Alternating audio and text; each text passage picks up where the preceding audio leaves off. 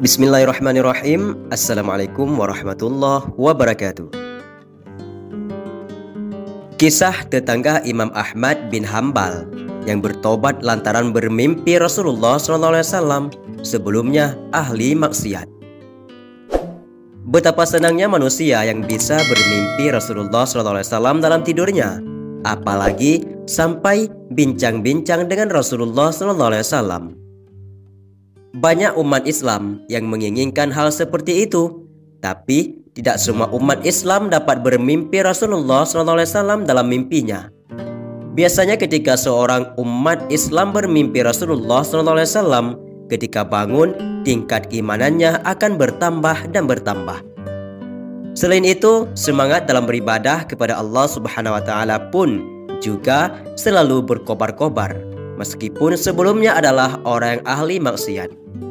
Seperti halnya sebuah kisah yang akan kami ungkapkan pada video kali ini. Kisah tetangga Imam Ahmad bin Hambal yang seperti ini.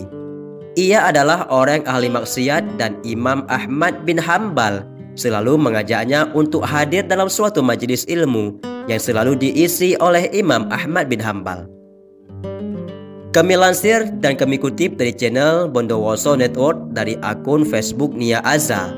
Tetangga Imam Ahmad bin Hambal yang selalu diajak ke majelis ilmu mau menghadirinya. Akan tetapi meskipun ia menghadiri majelis ilmu yang diisi oleh Imam Ahmad bin Hambal, ia tetap melakukan maksiat setiap harinya. Kala itu, tetangga Imam Ahmad bin Hambal memang dikenal sebagai laki-laki yang setiap harinya tiada hari tanpa maksiat sekalipun. Beragam maksiat selalu ia lakukan setiap harinya, mulai dari maksiat mata, maksiat tangan, maksiat kaki, dan maksiat-maksiat lainnya.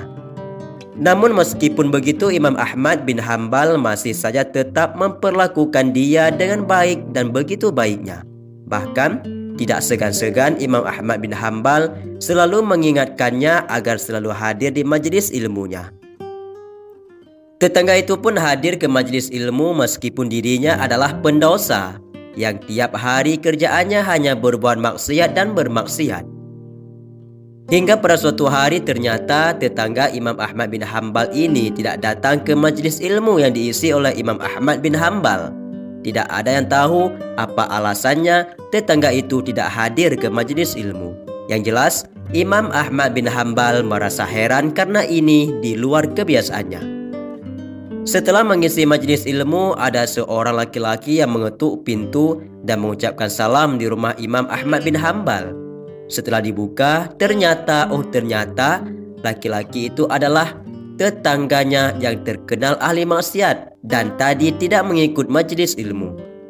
Imam Ahmad bin Hambal pun ketika tahu bahwa itu adalah tetangganya, wajahnya langsung berubah masam tidak seperti biasanya. Imam Ahmad bin Hambal pun mempersilahkan tetangganya itu untuk masuk dan melayaninya dengan semampunya.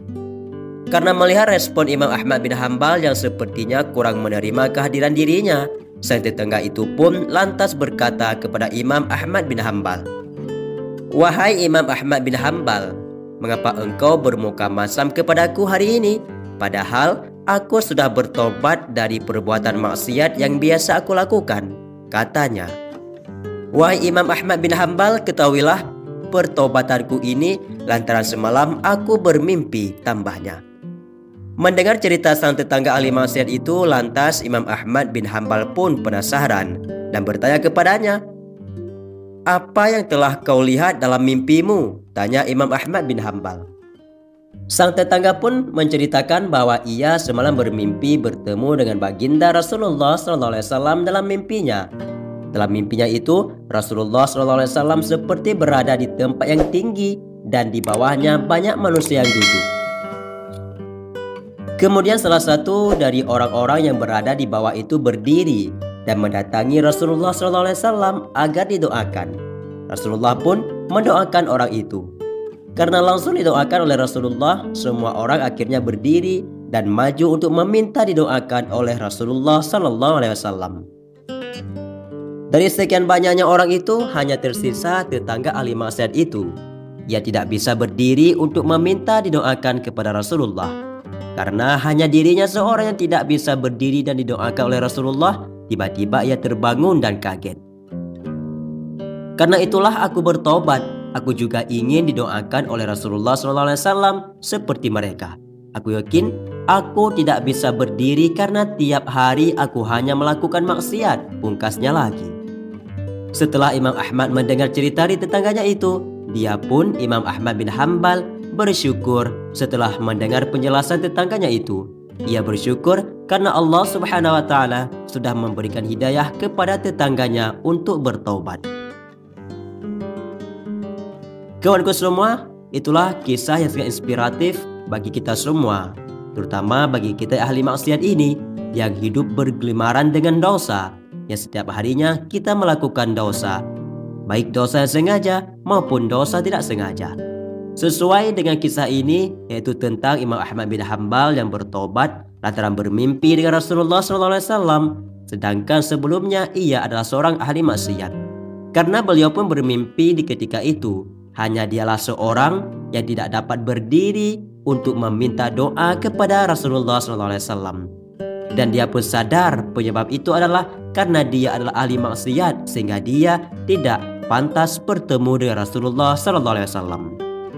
Semoga saja kisah ini memberi manfaat dan pelajaran bagi kita semua untuk menjadi umat Nabi Muhammad SAW yang taat beribadah dan mengerjakan perintah. Dan juga kita jangan lupa untuk berselawat kepada baginda Rasulullah SAW agar kita mendapatkan syafaatnya di yaumil qiyamah, dan kita akan bertemu dan bersatu dengan Rasulullah SAW nanti di yaumil qiyamah. Amin ya rabbal alamin. Semoga bermanfaat. Wallahu a'lam bishawab. Assalamualaikum warahmatullahi wabarakatuh.